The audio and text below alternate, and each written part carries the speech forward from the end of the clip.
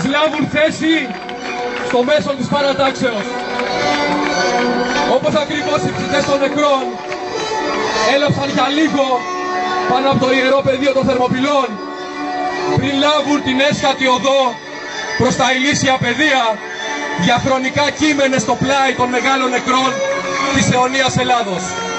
Και όλοι εμείς, ταπεινοί προσκυνητές, ας αφήσουμε πίσω μας τη σκοτεινή όψη του σύγχρονου κόσμου και ας βαδίσουμε με βήματα ρυθμικά πάνω στην ανωπαία ατραπό για να φτάσουμε με τις ψυχές μας εκστατικές στις αιώνιες Θερμοπύλες.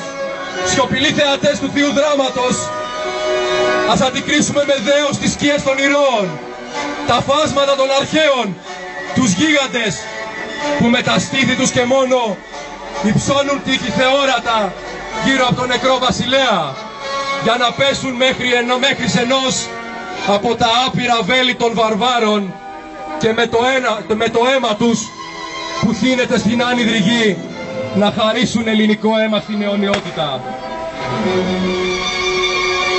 Όταν είπε κάποιος στο Λεωνίδα, έρχεσαι Λεωνίδα με τόσους λίγους να εκτεθεί σε κίνδυνο απέναντι σε τόσους πολλούς, ο βασιλεύς της Σπάρτης απάντησε, αν πιστεύετε πως πρέπει να βασίζομαι στο πλήθος, δεν φτάνει ούτε όλη η Ελλάς που αποτελεί μικρό τμήμα του πλήθους εκείνων.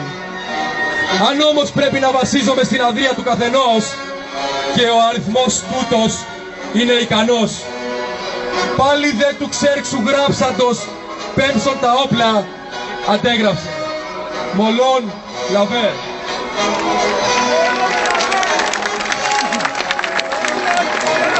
Να κλείσει παρακαλώ η μουσική.